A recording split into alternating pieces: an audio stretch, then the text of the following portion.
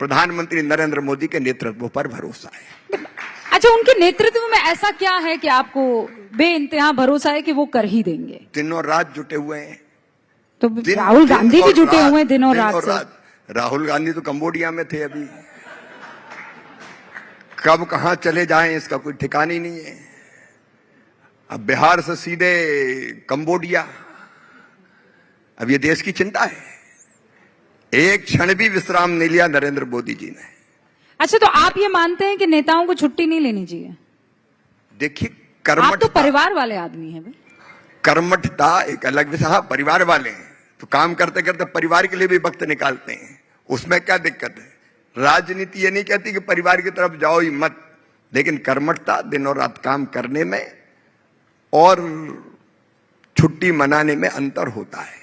छुट्टी बेफिक्र मानसिकता होती है कि आग लगे बस्ती में, मस्त रहो मस्ती में, हमें क्या लेना देना।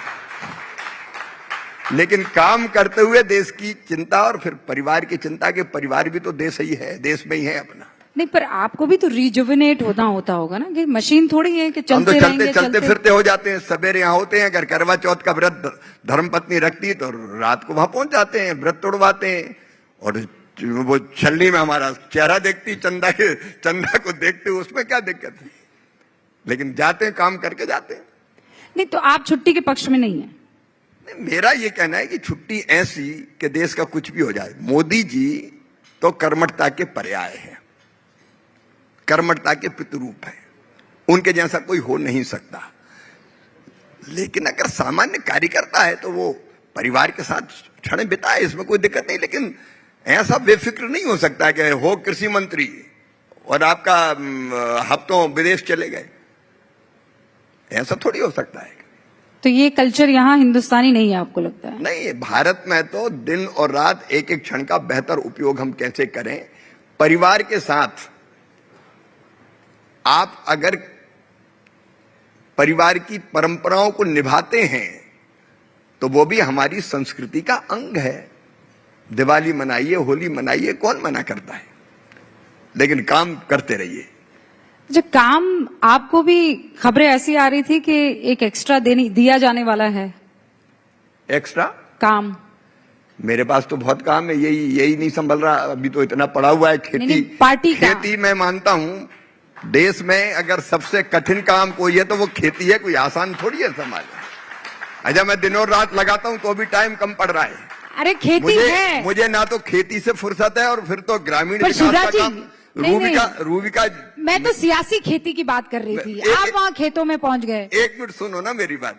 मुझे अपनी बहनों को लखपति दीदी बनाना है। 2 करोड़ बन गई, 3 करोड़ बनाना और 3 करोड़ से 10 करोड़ तक ले जाना। ये इतना बड़ा काम है कि इससे बड़ा काम मुझे कुछ लगता ही नहीं है। आप ना बातों के और शब्दों के तो इतने धनी है ना शिवराज जी, कि वो जो चक्रव्यूह, लेकिन मैं नहीं फंसने वाली हूँ। मैं खेती की बात कर रही थी, वोटों वाली। मैं खेती की बात कर रही थी सियासी वाली। कहा यह गया और बड़े दिनों से चर्चा चल रही थी कि बहुत जल्द आपको भारतीय जनता पार्टी के अध्यक्ष के रूप में देखा जा सकता है। आपके पास कोई खबर आई ऐसी? मेरे पास तो कहीं से खबर नहीं। मैं अपने खेती के काम में, ग्रामीण विकास के काम में, भैया 4 करोड़ घर बने, लेकिन अभी और भी बिना घर के लोग रह गए, उनको पक्की छत देने का काम करना है, तो उस काम में लगाऊं मैं दाएं बाएं इधर उधर देखते नहीं है। सीधे जैसे अर्जुन को चिड़िया की आंख दिखाई देती थी, शिवराज सिंह चौहान को काम दिया गया है कृषि का, किसान कल्याण का, ग्रामीण विकास का, माताओं बहनों को आगे बढ़ाने का, गांव में सड़कें बनाने का, कच्चे मकान को पक्का बनाने का। मुझे और कुछ दिखाई नहीं दे रहा, केवल एक लक्ष्य दिखाई दे रहा है, करता चल शिवराज, करता चल। अच्छा, लेकिन अगर जिम्मेदारी दे दी गई तो वो भी आपको निभानी तो पड़ेगी जी। अगर जिम्मेदारी दे दी तो निभानी तो पड़ेगी। अरे ये जिस जिम्मेदारी से बड़ी मुझे कोई जिम्मेदारी नहीं लग रही। मैं तो इसी जिम्मेदारी को निभाते हुए अपनी जिंदगी सफल कर लूं। देखिए, काम काहे के लिए कर रहे हैं? मैं काम कर रहा हूं एक मिशन के लिए, और मेरा मिशन है अपनी जिंदगी की सार्थकता अपने देश की और अपने देश की जनता की सेवा करके। धरती माता की सेवा का सौभाग्य मिला है, किसानों की खेती को आगे बढ़ाने का शिवराज जी, पार्टी की सेवा का भी तो सौभाग्य मिलने की बात है ना। अन्न के बिना काम नहीं चल सकता देश का। अन्नदाता देवो भवा। पर आप तो उसकी सेवा में मैं मस्त हूं। मुझे आगे पीछे कुछ दिखाई नहीं दे रहा, केवल खेती, किसान, गरीब, माताएं बहनें और उनका कल्याण। ठीक है, अब मैं समझ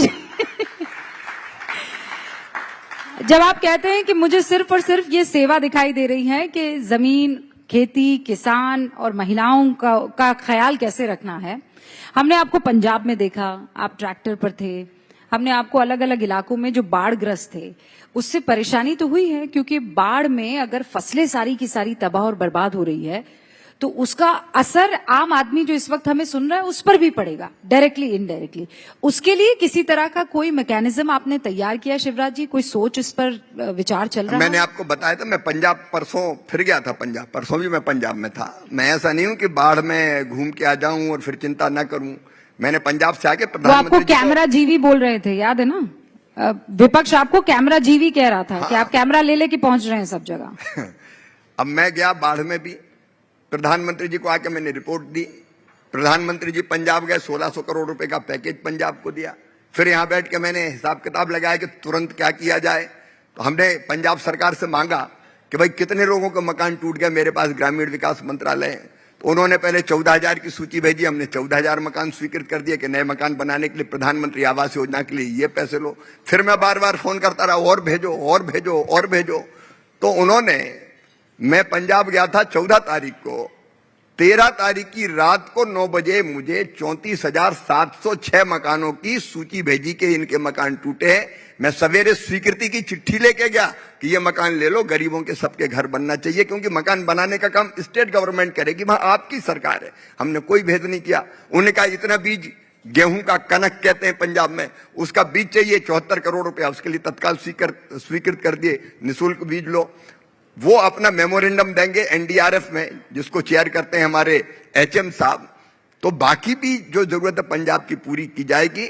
और मैंने पंजाब के मुख्यमंत्री को चिट्ठी लिखी कि प्रधानमंत्री फसल बीमा योजना मान साहब पंजाब में लागू करो, ताकि किसानों के नुकसान की भरपाई हो जाए। पंजाब ने लागू ही नहीं की। हम जो कर सकते हैं, देखिए गए नहीं, केवल कैमरा लेके नहीं गए, हमने आके फिर पंजाब में जिन लोगों की फसलों का नुकसान हुआ है, घर टूट गए, परेशानी हुई है, खेतों में सिल्ट, मतलब केवल परेशानी नहीं, आपने उसका सोल्यूशन भी निकाला। उसके लिए काम कर रहे हैं। शिवराज जी, क्योंकि हम अंत की तरफ बढ़ चले हैं, कुछ ही सेकंड मेरे पास है, मैं ये सवाल आपसे जरूर पूछना चाहती हूँ।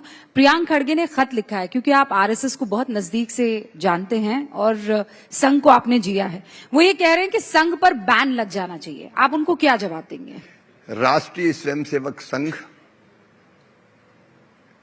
मैं अगर ये कहूं तो अतिशयोक्ति नहीं है कि हम जैसे लाखों लाख लोगों को तैयार करने का काम संघ ने किया है। संघ के स्वयंसेवकों में वो केवल अपने लिए ना जिए, देश के लिए जिए, समाज के लिए जिए, ईमानदार, चरित्रवान, कर्मठ, देशभक्त, केवल अपने लिए नहीं समाज के लिए काम करने वाले लाखों लाख कार्यकर्ताओं की टोलियां अगर तैयार की है तो राष्ट्रीय स्वयंसेवक संघ ने की है।